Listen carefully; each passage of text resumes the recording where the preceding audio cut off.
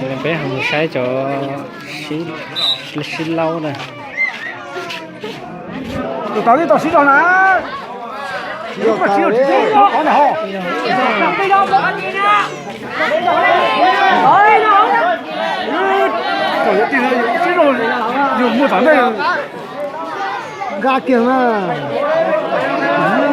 Đi đây. Gà tía. Cái tía. Gà gì còn lâu. Ôi.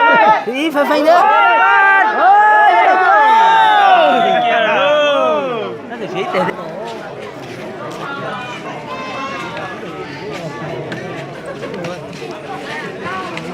Bà á chị tuổi đấy cũng thì dân bà dân à rồi bà dân cả chúng mình chỉ cả khi là bà dân đi nói mình cả đi ra dọc đi ra dọc đi đâu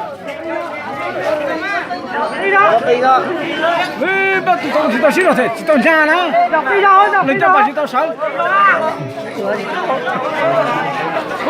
Chẳng nó xử tu ninh cho lực.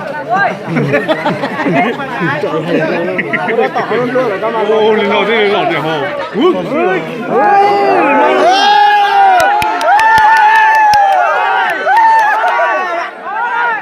Cố lên.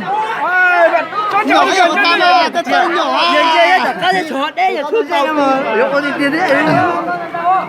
Nhỏ kia mà. Cố lên. Cố lên. Trên đấy những cái này nè. Dạ. Đây tụi nó chua thì chỉ tua ấy. Không rõ rồi. Ừ.